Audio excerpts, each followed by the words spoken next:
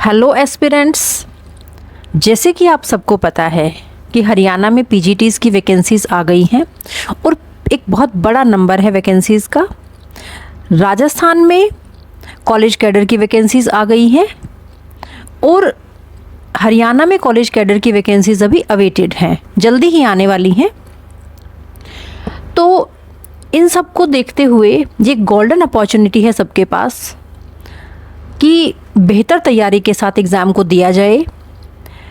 जो assistant professor की vacancies होती हैं उसका जो सिलेबस रहता है, ये पीजीटी के सिलेबस के अगर हम दोनों का कंपैरिजन करें तो पीजीटी में थोड़ा सा कम सिलेबस होता है कंपैरेटिवली नेट या कॉलेज कैडर के, और उसमें जो सिलेबस है उसमें सरफेस लेवल के क्वेश्चंस पूछे जाते हैं। लेकिन कॉलेज कैडर में थोड़ा सा उन्हीं टॉपिक्स को डिटेल्ड पूछा जाता है, ग्रेविटी से पूछ लिया जाता है। इतना ही फ़र्क होता है, बाकी कुछ ज़्यादा फ़र्क नहीं होता है। हरियाणा में ये वैकेंसीज़ बहुत लंबे समय के बाद आई हैं और इस बार पैटर्न भी थोड़ा चेंज है। 3 लेवल पे टेस्ट देना होगा, स्क्रीनिंग रहेगा जिसमें 80% जो क्वेश्चंस हैं वो सब्जेक्ट के रहेंगे, 20% जो है वो डाटा इंटरप्रिटेशन या कॉम्प्रीहेंशन या डिसीजन इस तरह के उसमें रहने वाले हैं। उसके बाद जो सेकंड पेपर रहेगा वो सब्जेक्टिव रहेगा और थर्ड इंटरव्यू। तो ये एक बहुत ही अच्छा मौका है सभी के पास जो इसकी एलिजिबिलिटी क्राइटेरिया को पूरा करते हैं कि बहुत जुट कर तैयारी की जाए और अपने सपनों को साकार करने का बहुत ही बेहतर मौका है ये।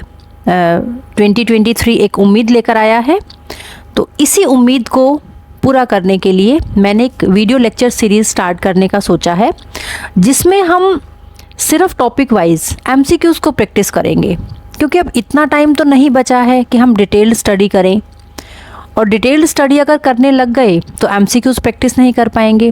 एमसीक्यूज़ की प्रैक्टिस करना, अब किसी भी टॉपिक को पढ़ लें, जब तक आप प्रैक्टिस क्वेश्चंस नहीं करते हैं टॉपिक पर आपका होल्ड बन ही नहीं सकता। तो बार बार इन क्वेश्चंस को रिवाइज़ कीजिए, अपने दिमाग में बिठाइए, कैसे भी याद कीजिए। देखिए, मेहनत का कोई शॉर्टकट नहीं होता है, उसके लिए हमें बार बार एफ़र्ट्स करने होते हैं। हर चीज़ को छोड़कर सिर्फ हमें स्टडीज़ को फोकस करना पड़ेगा, तभी हम कामयाब हो पाएंगे, तभी हम एक अपने उम्मीद जो एक सपना देखा है उसको फुलफ़िल कर पाएंगे।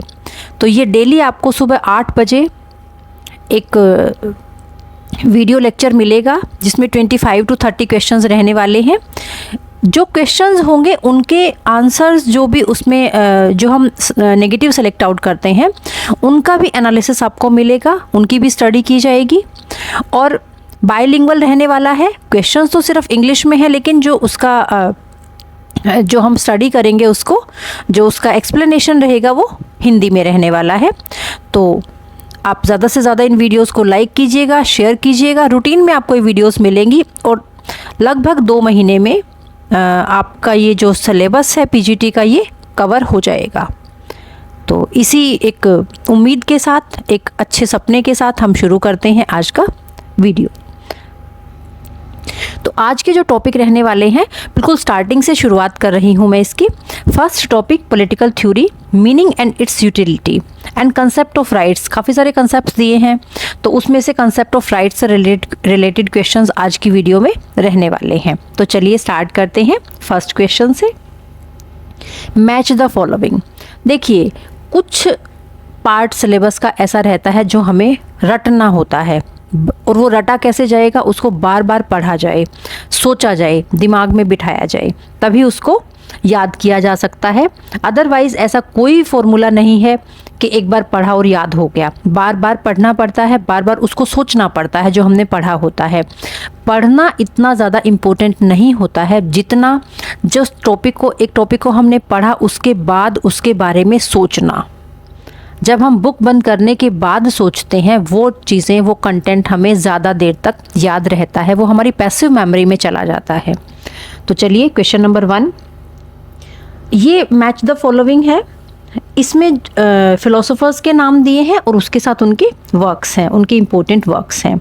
तो ये हमें ये पॉलिटिकल फिलोसफी से रिलेटेड क्वेश्चन है, पॉलिटिकल थ्योरी से रिलेटेड क्वेश्चन है।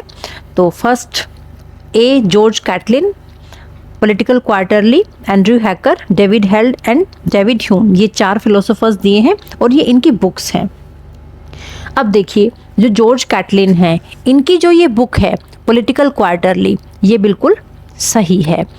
इसमें जो ये बुक है पॉलिटिकल क्वार्टरली, इसमें ये कहते हैं कि थ्योरी जो है itself is divided into political science and political philosophy.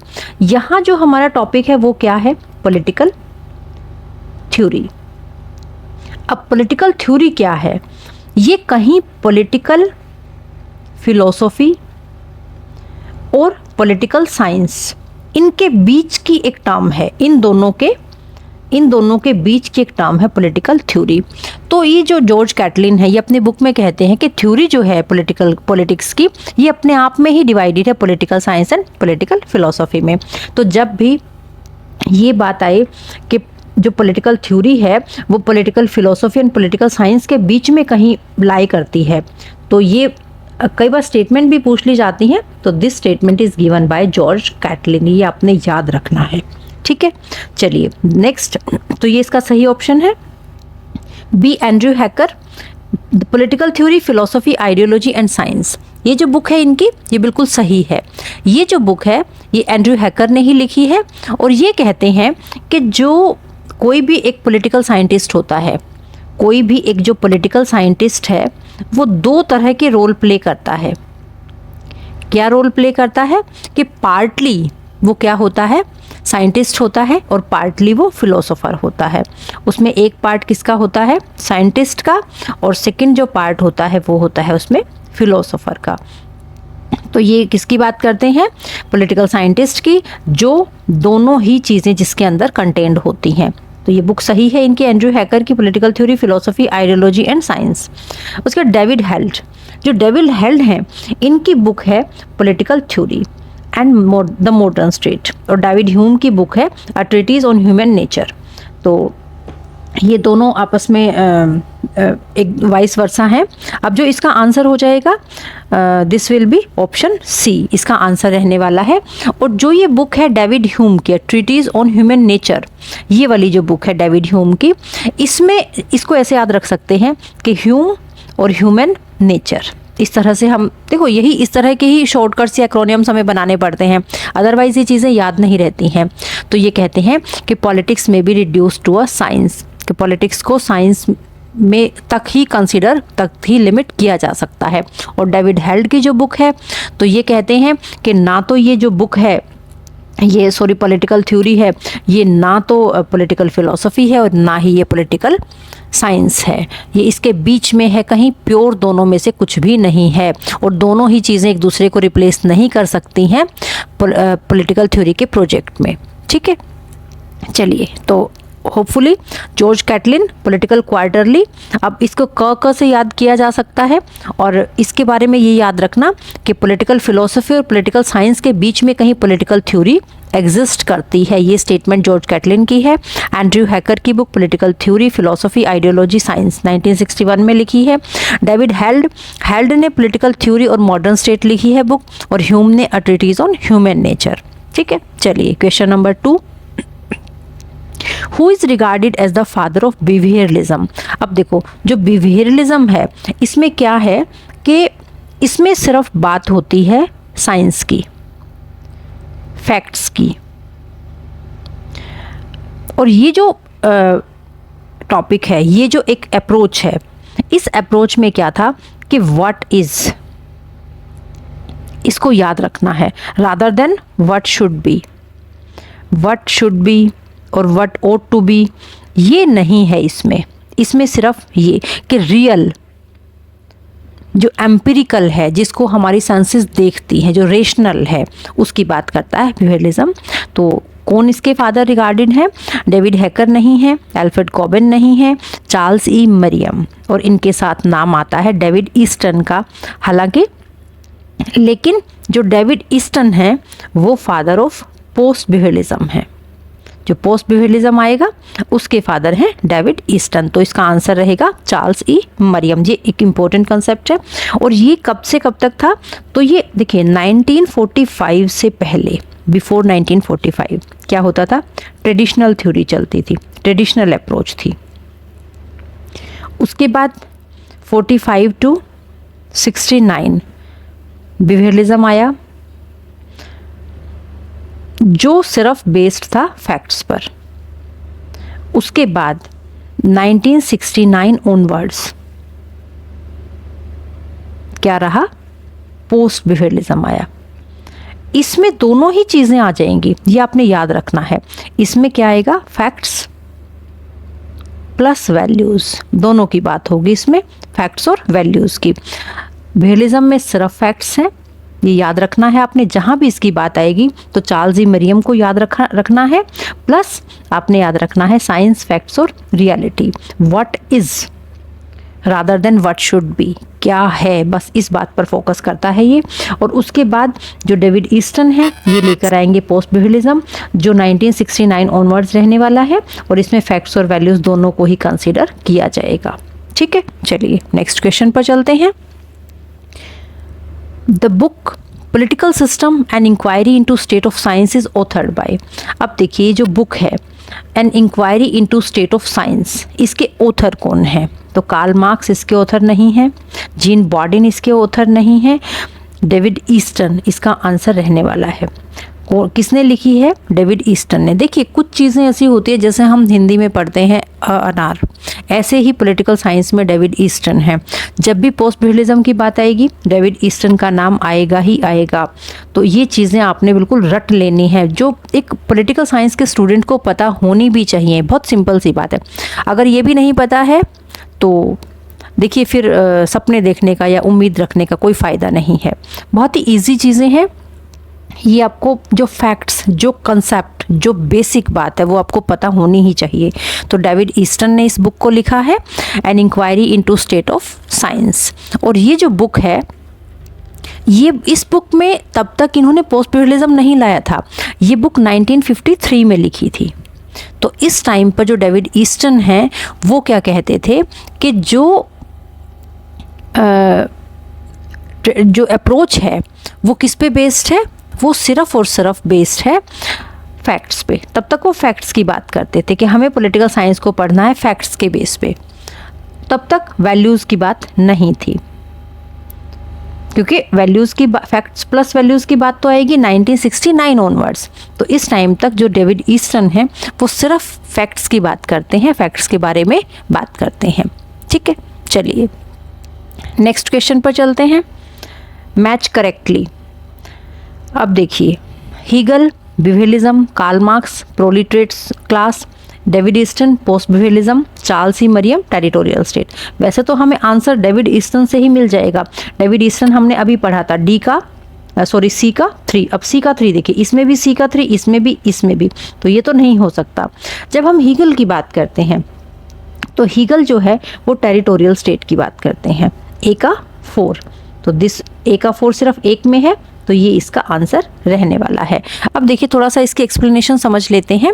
जो हीगल हैं वो टेरिटोरियल स्टेट की बात करते हैं। वो कहते हैं कि स्टेट जरूरी है, स्टेट की टेरिटरी होना जरूरी है। ऑल्दो जो नेचर है, जो इंसान है, वो अपने आप से सही से रह सकता है, लेकिन जो स्टेट है वो इंश्योर करता है उसकी सेफ्टी और सिक्योरिटी को। उसके बाद कार्ल मार्क्स, ये तो आप सबने पढ़ा होगा मार्क्सिज्म। हालांकि वो कहते हैं I am not a Marxist, लेकिन उन्होंने इसमें बात की है गुड बैड, वाइस वर्चू, या जो क्या सही है, क्या राइट है, क्या रॉन्ग है। ये कहते हैं कि जो हैव्स हैं और हैव नॉट्स हैं उनकी बात करते हैं। ये किसके पास है, किसके पास नहीं है, हैव और हैव नॉट्स की बात करते हैं ये।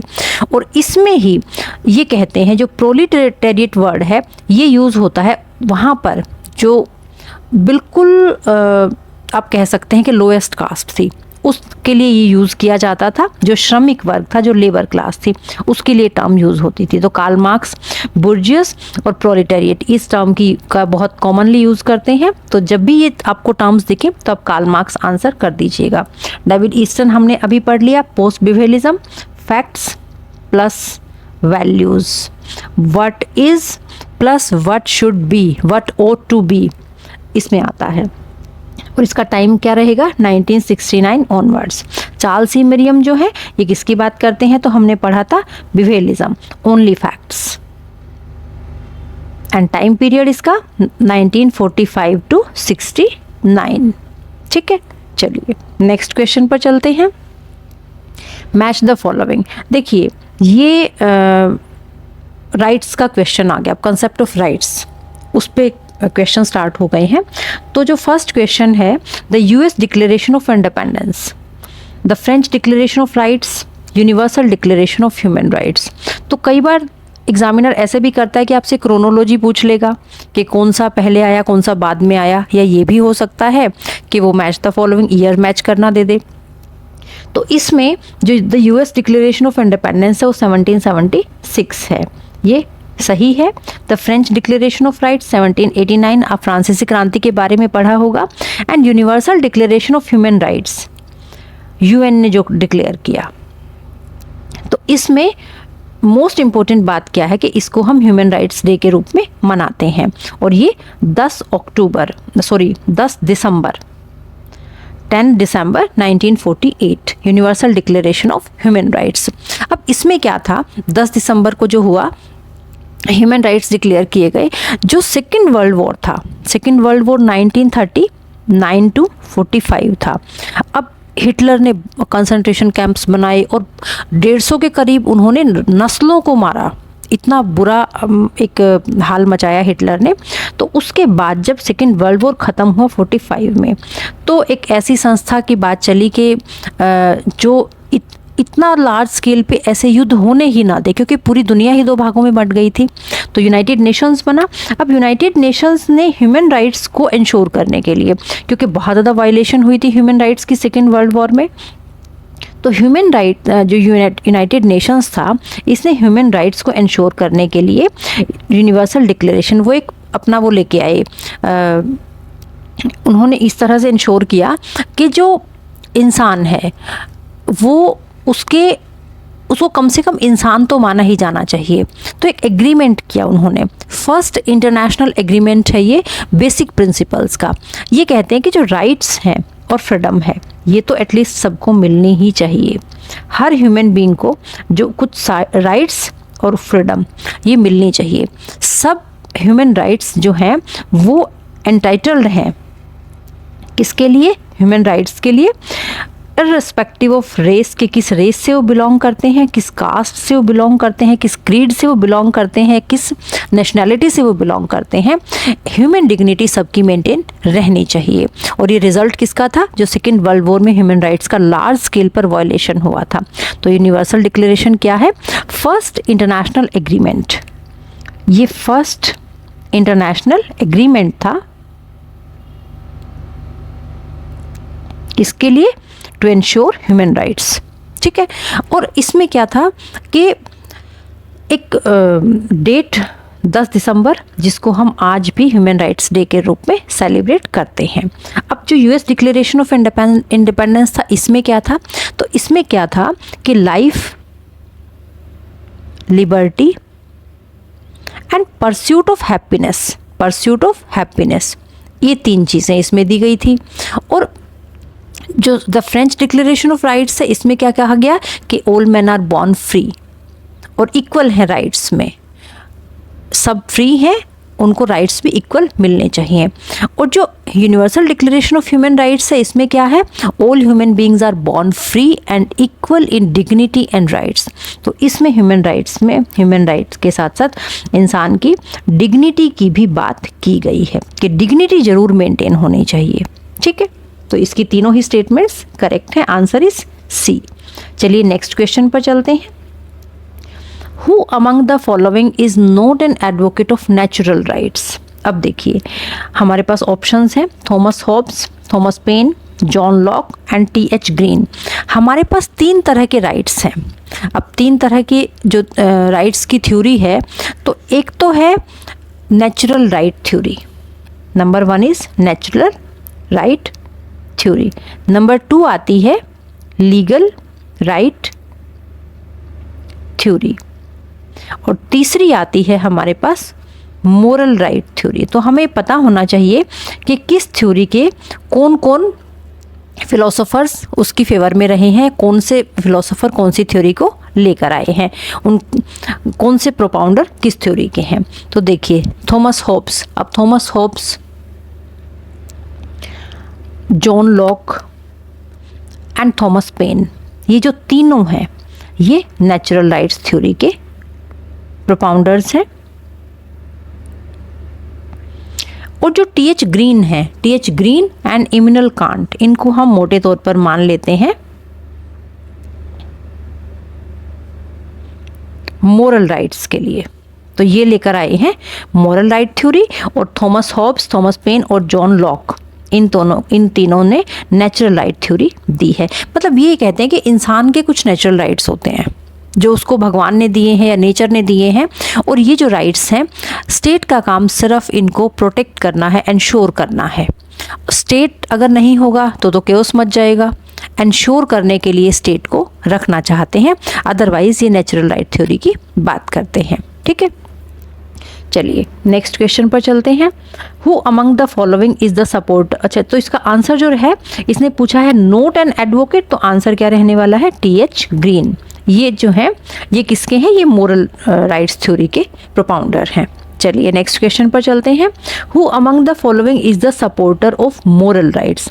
अब देखिए हमने पढ़ा पिछले क्वेश्चन में नेचुरल राइट्स के बारे में कि जो नेचर ने ही इंसान को दिए हैं उसके लिए वो तो नेचुरली अवेलेबल हैं, उसके लिए किसी भी एजेंसी की ज़रूरत नहीं है कि वो उनको वो राइट्स दे सके। गॉड ने दिए हैं या नेचर ने दिए हैं, लेकिन वो इंसान को ऑलरेडी मिले हुए हैं। बस स्टेट को क्या करना है? स्टेट को उन राइट्स को प्रोटेक्ट करना है, इंश्योर करना है। अब जो मोरल राइट्स हैं, मोरल राइट्स क्या कहते हैं कि जो भी सोसाइटी है उसमें कुछ तो नैतिक मूल्य आदर्श होने चाहिए। तो ये मोरालिटी की बात करते हैं, एथिकल स्टैंडर्ड्स की बात करते हैं कि सोसाइटी में कुछ तो ऐसा होना चाहिए ना, नैतिकता, आदर्श। अगर आदर्श ही नहीं होंगे तो सोसाइटी कैसे चलेगी? तो मोरल राइट्स के सपोर्टर कौन है? तो मोरल राइटर के सपोर्टर जो हैं इमैनुअल कांट है और टी.एच. ग्रीन है। ठीक है, चलिए थॉमस हॉब्स किसके थे? हमने अभी पढ़ा था Thomas Hobbes, Thomas pen and John Locke.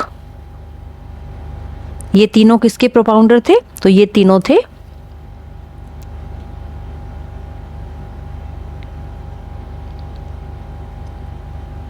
Natural right theory के। ठीक है, Thomas Hobbes, Thomas pen and John Locke. चलिए नेक्स्ट क्वेश्चन पर चलते हैं। Question number 8। अब एक स्टेटमेंट दी है। देखिए इस तरह का क्वेश्चन, एक दो क्वेश्चन जरूर पूछा जाता है। Rights are those conditions of life without which no man in general can seek to be at its best. अब राइट्स जो है वो क्या है? वो कंडीशंस हैं जीने के लिए। तो ये बात कौन करता है? तो ये बात करते हैं हैरोल्ड लास्की। ये याद रखना कि जो भी इंसान को बेस्ट करने के लिए हेल्प करे, सपोर्ट करे, राइट्स वो कंडीशंस हैं। तो हैरोल्ड लास्की जो है वो राइट्स की फेवर करते हैं और वो कहते हैं कि वो इनको कंडीशन मानते हैं। तो इस तरह से याद रख लीजिएगा, हैरोल्ड लास्की ने स्टेटमेंट दी है। थॉमस हॉब्स हमने अभी पढ़ा था, नेचुरल राइट थ्योरी। जे बेंथम, जो जर्मी बेंथम है, उनका एक बहुत ही देखिए कॉमन सा कंसेप्ट है कि greatest happiness of the greatest number.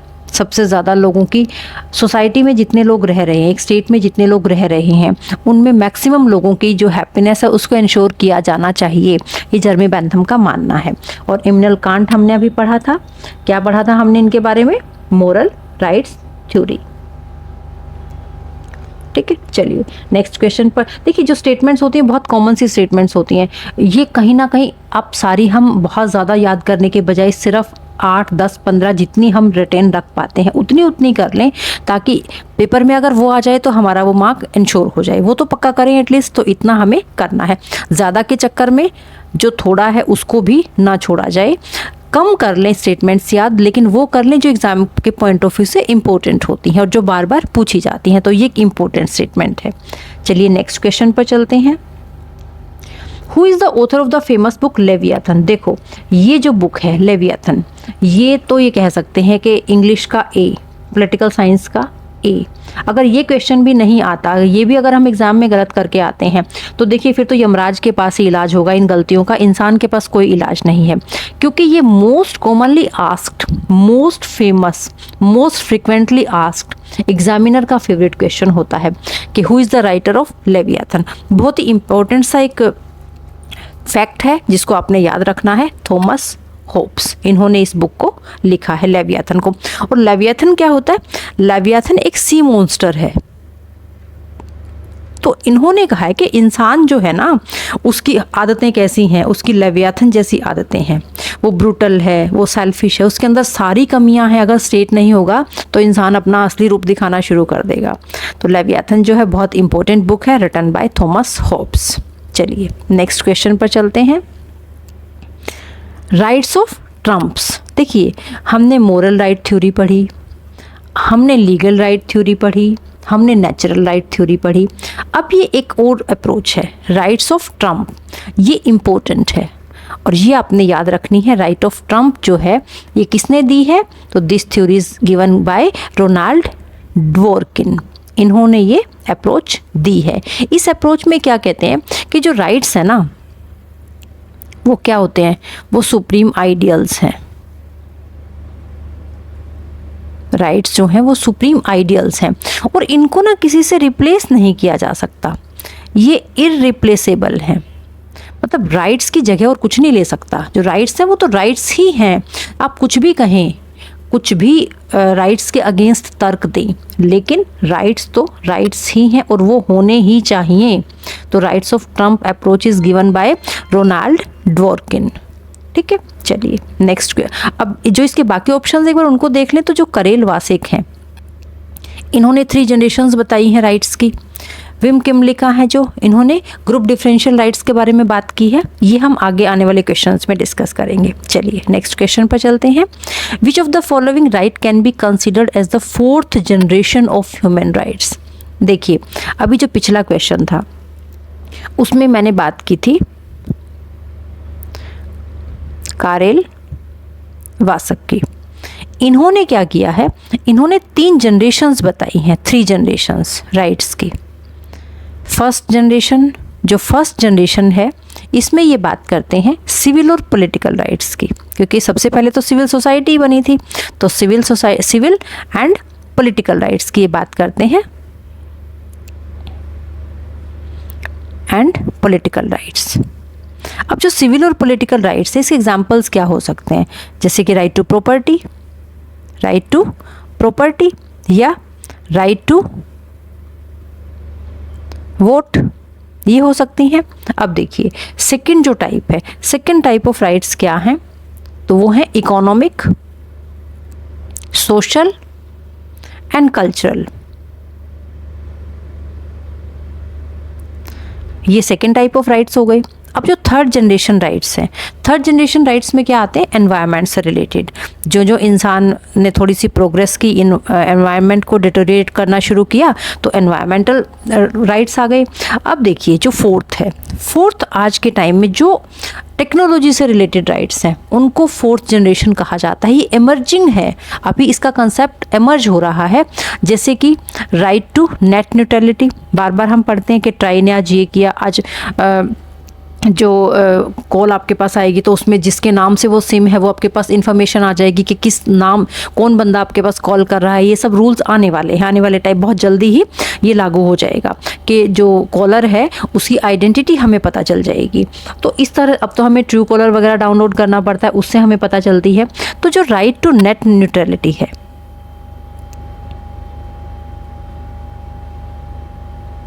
ये हमारा 4th जनरेशन में आता है। फर्स्ट में हमने पढ़ा सिविल पॉलिटिकल राइट सबसे पहले, सेकंड राइट में हमने पढ़ा इकोनॉमिक, सोशल एंड कल्चरल जो राइट्स थे, तीसरे में हम एनवायरनमेंट के बारे में पढ़ते हैं, और जो 4th जनरेशन है उसमें जो इमर्जिंग है, जिसमें कि जो अभी लेटेस्ट जो चल रहा है कि राइट टू बी फॉरगॉटन है, राइट टू प्राइवेसी है, ये सब इसमें आते हैं। जो अभी नए नए राइट टू स्लीप आ गया, राइट टू नेट न्यूट्रलिटी आ गया, जो बिल्कुल लेटेस्ट कंसेप्ट हैं वो आते हैं 4th generation of human rights में। तो देखिए राइट टू फूड, अब राइट टू फूड किस में आएगा? खाना क्या है? सोशल सोसाइटी के हिसाब से देखा जाता है।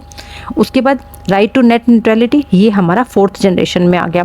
देखिए जो राइट टू फूड है या राइट टू हेल्थ है, राइट टू सोशल सिक्योरिटी है, ये तो सब सोशल में ही आता है कि इंसान सोशली सिक्योर कब हो सकता है, जब उसको 2 टाइम का खाना ठीक से मिल रहा है।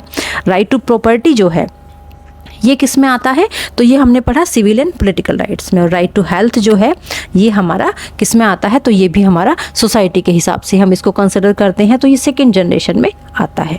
ठीक है, चलिए नेक्स्ट क्वेश्चन पर चलते हैं। ये इंपॉर्टेंट क्वेश्चन है और इस तरह का क्वेश्चन एग्जामिनर का फेवरेट एरिया होता है, पूछा जा सकता है। चलिए नेक्स्ट क्वेश्चन पर चलते हैं। Match the following. अब देखिए अभी हमने पढ़ा था फिलोसोफर्स दिए हैं और उनकी अप्रोच दी है। तो group differentiated rights, 3 generation of rights, rights as trumps, utilitarian theory. तो हमने अभी पढ़ा है rights as trumps, Ronald Dworkin. यहाँ पर ओ है, ये स्पेलिंग मिस्टेक है, इसको ठीक कर लीजिएगा, रोनाल्ड ड्वर्किन। अब देखिए 3 जनरेशन ऑफ राइट्स, कारेल वासक, यहाँ पर भी ए आएगा, तो इसको प्लीज ठीक कर लीजिएगा। Group differentiated rights, this is given by Will Kymlicka. Utilitarian theory and this is given by Jeremy Bentham, J Bentham. अब थोड़ा सा इनके बारे में पढ़ लेते हैं। जो ग्रुप डिफरेंशिएटेड राइट्स हैं, ये बात कौन करता है, विल विमलिका। अब ये कहते हैं कि ग्रुप, इसका ये मतलब नहीं है कि एक ग्रुप में इंडिविजुअल के लिए राइट्स अलग अलग इंश्योर होंगे, नहीं, एक ग्रुप को दे दिए। जैसे कि हमारा कॉन्स्टिट्यूशन बात करता है कि जो लैंग्वेज को प्रोटेक्ट करना है या स्क्रिप्ट को या कल्चर को, इनकी प्रोटेक्शन की बात करता है, तो ये एक ग्रुप के लिए है। This is not for an individual, किसी इंडिविजुअल के राइट्स नहीं है ये किसके राइट्स हैं, ये पूरे ग्रुप के राइट्स हैं। तो जब भी ग्रुप डिफरेंशिएटेड राइट्स आए तो वहाँ पर आपने ये देखना है कि ये इंडिविजुअल के राइट्स नहीं हैं, ये राइट्स किसके लिए इंश्योर किए गए हैं, ये सब राइट्स तो ये ग्रुप के लिए इंश्योर किए गए हैं कि पूरे ग्रुप का, अगर कोई ग्रुप ऐसा है जिनकी कल्चर को खतरा है, जिनकी लैंग्वेज कोई ऐसी लैंग्वेज है जो प्रोटेक्ट की जानी जरूरी है, या कोई एक ऐसा ग्रुप जो कोई ऐसा ट्राइबल ग्रुप है या कोई ऐसा एक आबादी का हिस्सा है जिनके स्क्रिप्ट को बचाया जाना जरूरी है, तो वो इंश्योर करना है, ना कि इंडिविजुअल कोई कहे कि मेरी ये भाषा को किया जाए, तो वो पॉसिबल नहीं है। ग्रुप, तो ग्रुप डिफरेंशिएटेड राइट्स का मतलब है जो राइट्स किसी एक पर्टिकुलर ग्रुप को दिए जाते हैं, ना कि इंडिविजुअल को। ये बात यहाँ याद रखिएगा, ठीक है। चलिए अब नेक्स्ट जो है 3 जनरेशन ऑफ राइट्स हमने अभी पढ़ा। फर्स्ट जनरेशन में हमने पढ़े civil and political rights, second generation में हमने पढ़ा इकोनॉमिक, सोशल एंड कल्चरल जो राइट्स थे, और थर्ड जो हमने पढ़ा environment and developmental solidarity rights, ठीक है। ये किसने दिए हैं, ये रोनाल्ड ड्वर्किन ने दिए हैं। उसके बाद राइट्स एज ट्रम्प्स, ये हमने अभी पढ़ा कि राइट्स जो हैं वो तो मोस्ट इम्पोर्टेंट हैं, वो इररिप्लेसेबल हैं, इनको किसी भी और चीज़ से रिप्लेस नहीं किया जा सकता, ये तो रहेंगे ही रहेंगे, और ये तो मतलब ज़िंदगी जीने के लिए बेसिक हैं, इनकी ये तो मस्ट है, ठीक है। यूटिलिटेरियन थ्योरी जर्मी बेंथम ने दी है, और इनका एक बहुत फेमस कोट याद रखना है, greatest happiness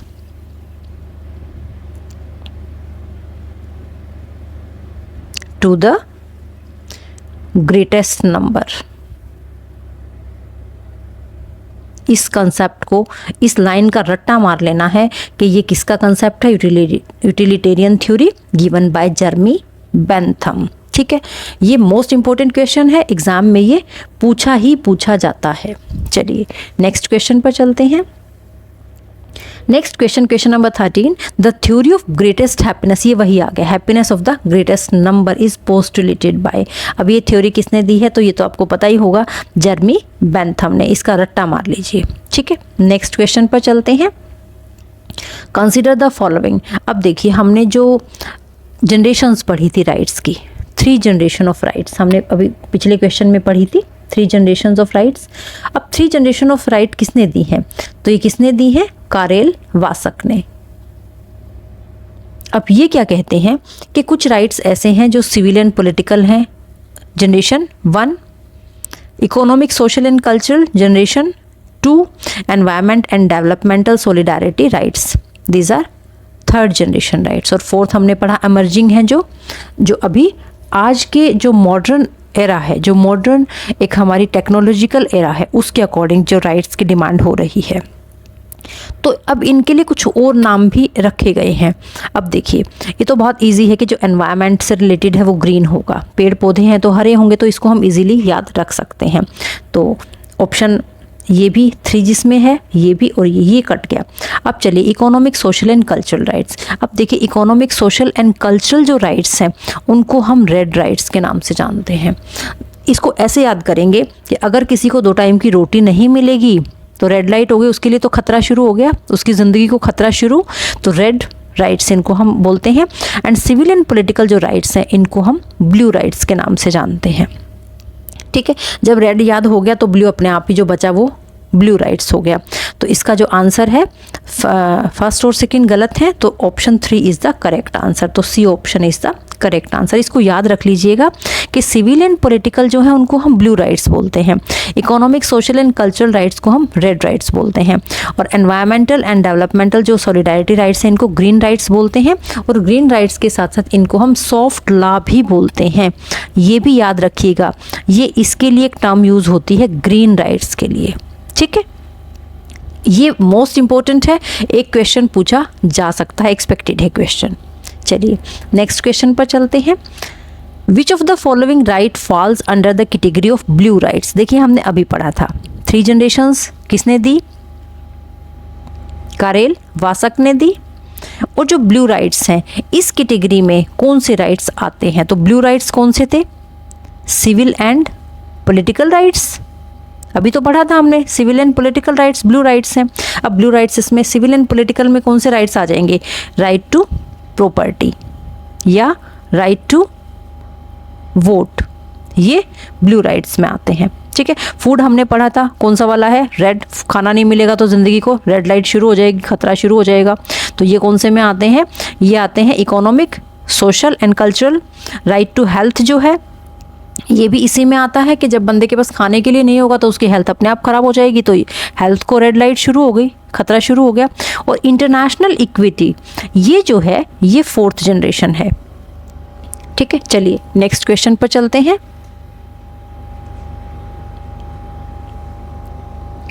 which of the following is an example of red rights. हमने अभी पढ़ा रेड राइट का मतलब है अगर नहीं मिला तो ज़िंदगी को खतरा शुरू, तो इसका आंसर क्या रहने वाला है, राइट टू फूड, ये इसका आंसर है। एंड दिस इज कौन सी जनरेशन में आता है रेड राइट, 2nd जनरेशन, ये 2nd जनरेशन राइट है। ठीक है, चलिए नेक्स्ट क्वेश्चन पर चलते हैं। The famous book. अब देखिए ये भी अगर आपको ये क्वेश्चन नहीं आता तो इसका मतलब इसका इलाज सिर्फ और सिर्फ यमराज के पास है।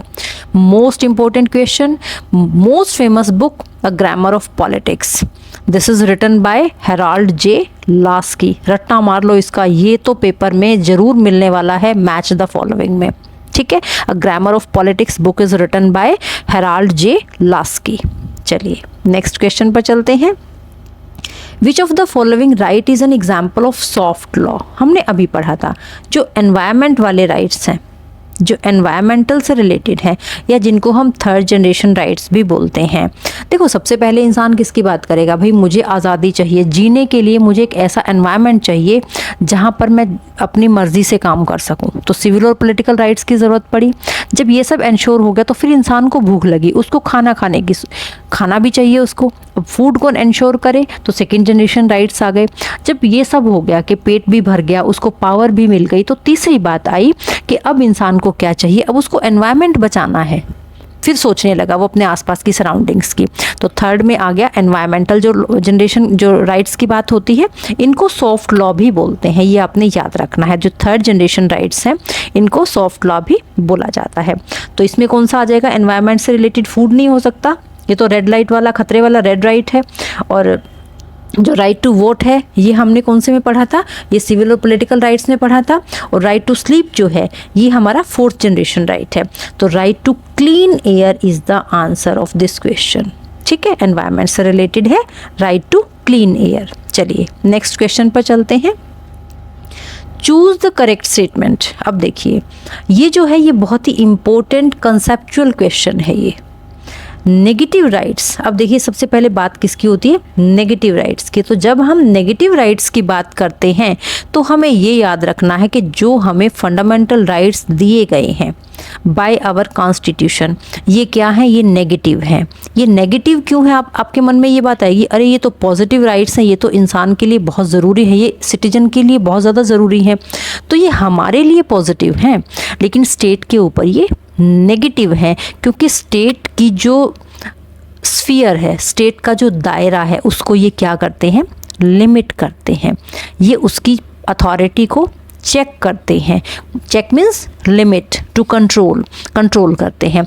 तो जो हमारे फंडामेंटल राइट्स हैं ये नेगेटिव राइट्स हैं, किस पर, स्टेट पर। हमारे लिए नहीं, हमारे लिए तो पॉजिटिव है ऑब्वियसली, लेकिन स्टेट के लिए ये क्या है, नेगेटिव राइट्स हैं।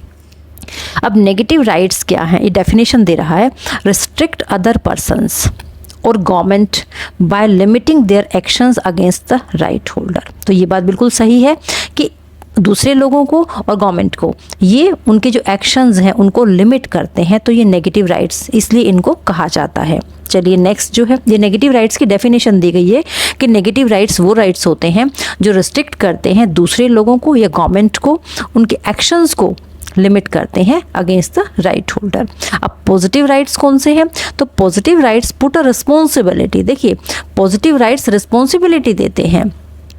अब नेगेटिव राइट्स में क्या है, अगर हमें फंडामेंटल राइट्स इंश्योर नहीं होते हैं तो हम हाई कोर्ट में जा सकते हैं, रिट डाल सकते हैं आर्टिकल 226 में, और सुप्रीम कोर्ट में जा सकते हैं आर्टिकल 32 में।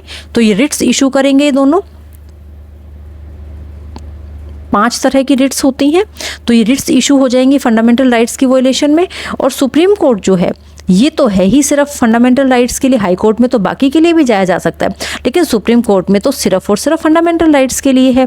तो फंडामेंटल राइट्स की वायलेशन में रिट इशू करेगा सुप्रीम कोर्ट अंडर आर्टिकल 32 और हाई कोर्ट करेगा अंडर आर्टिकल 226। ये आपने याद रखना है, मोस्ट इंपॉर्टेंट ये पॉइंट है। अब पॉजिटिव राइट्स क्या हैं कि वो रिस्पॉन्सिबिलिटी है स्टेट की कि वो वेलबींग इंश्योर करे, जो सिटीजन्स हैं उनका ध्यान रखें, ये पॉजिटिव राइट्स हैं।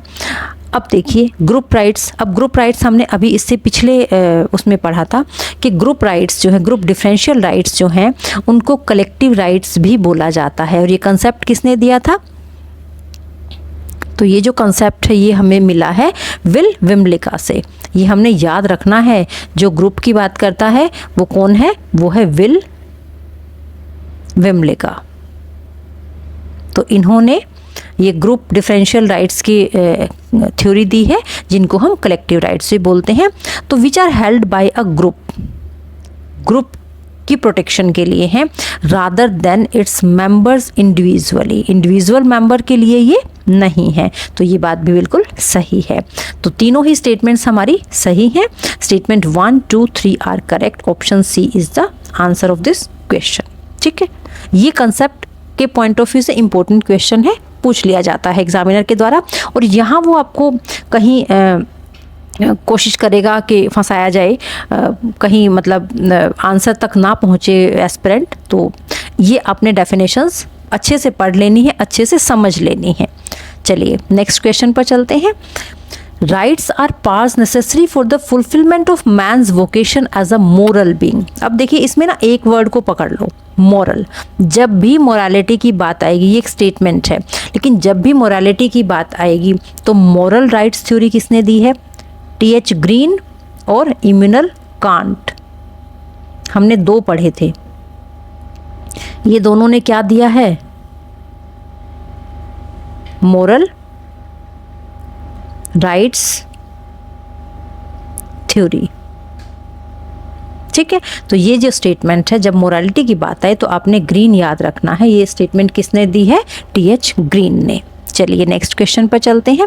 और एच.जे. लास्की का हमने क्या पढ़ा था, अभी पढ़ी थी इससे पिछली book, a grammar of politics. रट्टा मार लेना है इसका, अ ग्रामर ऑफ पॉलिटिक्स। चलिए नेक्स्ट क्वेश्चन पर चलते हैं। Match the following. अब देखिए जो मैच द फॉलोइंग है, इसमें क्या है कि हमें एक तरफ थ्योरी दी है और दूसरी तरफ प्रोपाउंडर्स दिए, प्रोपोनेंट्स दिए हैं, तो हमने उनको मैच करना है। देखिए legal theory, legal theory is given by Holland. Although जो लीगल थ्योरी है इसके और भी प्रोपाउंडर्स हैं, जैसे कि जॉन सालमंड हो गए, जॉन सालमंड, जॉन ऑस्टिन, और भी हैं, आप कह सकते हैं कि जे बेंथम। अब लीगल थ्योरी में क्या है, लीगल वर्ड से याद रखिएगा लॉ, कि लॉ की एनफोर्समेंट जरूरी है, कानून जरूरी है स्टेट को बनाए रखने के लिए, लोगों के राइट्स मेंटेन करने के लिए लॉ जरूरी है। तो लीगल थ्योरी किसकी बात करती है, लॉ की, कानून की बात करती है। और कानून कौन लाएगा, कानून स्टेट ही लाएगा। नेचुरल राइट्स थ्योरी हमने अभी पढ़ा था, थॉमस होब्स, थॉमस पेन, और तीसरा कौन था इसमें, तीसरा था जॉन लॉक। ये तीन, ये किसकी बात करते हैं कि इंसान को नेचर ने ही राइट्स देके भेजा है। स्टेट कौन है राइट्स देने वाला, ये तो हमें नेचुरली मिले हैं। उसके बाद फंक्शनल राइट्स थ्योरी, जो फंक्शनल राइट्स थ्योरी है ये दी है तो functional rights theory H.J. Laski and multicultural theory of rights Joseph Raz. इनके रट्टे मार लीजिए, एक बार पढ़ लेंगे, एक बार दिमाग में बिठा लेंगे तो ये चीज़ें आपस में अच्छे से याद हो जाएंगी आपको, ठीक है। तो ये इसका जो आंसर रहने वाला है, आंसर की बात कर लेते हैं। ए का 2 इसमें भी है और इसमें भी है। अब नेचुरल राइट्स थ्योरी बी का 1 सिर्फ इसमें है, तो इसी से हमारा आंसर निकल रहा है। Answer B will be the option B will be the answer to this question, ठीक है। चलिए नेक्स्ट क्वेश्चन पर चलते हैं। स्टेट एंड रिवॉल्यूशन, अब ये भी वही अनार वाली बात है, ABCD वाली बात है। इस बुक का रट्टा मार लो, 1917 में, authored bye VL Lenin, Russian क्रांति, रशियन रिवॉल्यूशन की बात कर रहा है ये। तो स्टेट एंड रिवॉल्यूशन की जब बात आएगी तो लेनिन को याद रखिएगा, and this book is authored bye VI Lenin. चलिए नेक्स्ट क्वेश्चन पर चलते हैं। The famous book on liberty. अब देखिए बुक्स पर क्वेश्चन आता ही आता है, स्टेटमेंट पर क्वेश्चन आता ही आता है। इतने ज़्यादा कंसेप्ट नहीं पूछे जाते हैं जितनी ज़्यादा स्टेटमेंट और बुक्स पूछी जाती हैं। तो हम आगे आने वाली वीडियोस में ऐसे धीरे धीरे करके बुक्स को अगर हम एक एक करके याद रखते हैं तो वो हमें याद इजीली रह जाती हैं। अगर हम इकट्ठा एक ऑथर की बुक्स को याद करने की कोशिश करते हैं तो वो हम ज़्यादा टाइम तक रिटेन नहीं रख पाते हैं।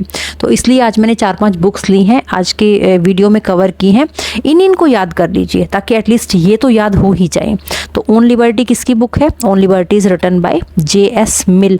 जवाहरलाल नेहरू पे नहीं चले जाइएगा, ऑन लिबर्टी किसने लिखी है, JS मिल ने। और लेनिन की बुक हमने क्या पढ़ी थी अभी, स्टेट एंड रिवॉल्यूशन। और इमैनुअल कांट क्या है, कौन सी थ्योरी के प्रोपाउंडर हैं ये, तो ये हमने याद रखना है, मोरल थ्योरी ऑफ राइट्स के प्रोपाउंडर हैं ये, ठीक है। चलिए नेक्स्ट क्वेश्चन पर चलते हैं। Natural rights are those rights. अब देखिए ये कहता है नेचुरल राइट्स कौन से राइट्स हैं, ये वो राइट्स हैं विच आर प्रोवाइडेड बाय, जो हमें कौन देता है, कॉन्स्टिट्यूशन देता है क्या, या पार्लियामेंट देती है, या प्रेसिडेंट देते हैं, नहीं। These rights are written by God, या नेचर से ही हमें मिले हैं, ये कोई नहीं देता हमें, ये हमें नेचुरली मिले हैं। और ये बात कौन बता रहा है, किसने थ्योरी दी है, तो ये 3 लोग याद रखिएगा,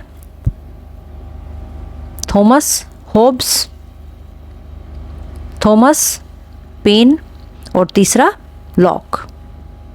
ये 3 लोग कहते हैं कि ये जो राइट्स हैं ये हमें किससे मिले हैं, गॉड से या बाय नेचर, ठीक है। और थॉमस होब्स की एक बहुत ही इम्पोर्टेंट आज हमने बुक पढ़ी थी, क्या नाम था उसका, उसका नाम था लेवियाथन, सी मॉन्स्टर, ठीक है। चलिए नेक्स्ट क्वेश्चन पर चलते हैं। What is the force which works behind the legal rights? अब देखिए लीगल राइट्स के पीछे कौन सा फोर्स होता है जो काम करता है, तो हमने आज ही पढ़ा था जो लीगल राइट्स हैं वो रिलेटेड है लॉ से, तो फोर्स ऑफ लॉ उसके पीछे होता है। गॉड तो नेचुरल राइट्स देता है, नेचर भी नेचुरल राइट्स देता है, पब्लिक का फोर्स तो हो ही नहीं सकता, पब्लिक का फोर्स होगा तो सब अपना अपना सेल्फिशनेस के बारे में सोचेंगे, दूसरे के बारे में कोई सोचेगा ही नहीं। तो जो लीगल राइट्स हैं उनके पीछे कौन सा फोर्स है, फोर्स ऑफ लॉ है। ठीक है, तो ये आपने इन क्वेश्चंस को बार बार पढ़ना है, बार बार देखना है, लिखना है, कहीं लिख कर याद करना है ताकि आपको ये इजीली लर्न हो पाए। अब आज के लिए एक छोटी सी इन्फॉर्मेशन, एडिशनल इन्फॉर्मेशन जो मैंने ली है कि H.J. लास्की आज हमने पढ़ा। इनकी बहुत ही important statement, a state is known by the rights it maintains, most important. जैसे राम राम राम राम करते रट्टा मारते हैं ना, ऐसे ही इसको भी रट लो। A state is known by the rights it maintains, exam point of view से बहुत इंपॉर्टेंट है। राम बेड़ा पार करेंगे, ये स्टेटमेंट एग्जाम पास करवाएगी। अब इनके और इम्पोर्टेंट जो वर्क्स हैं वो कौन से हैं?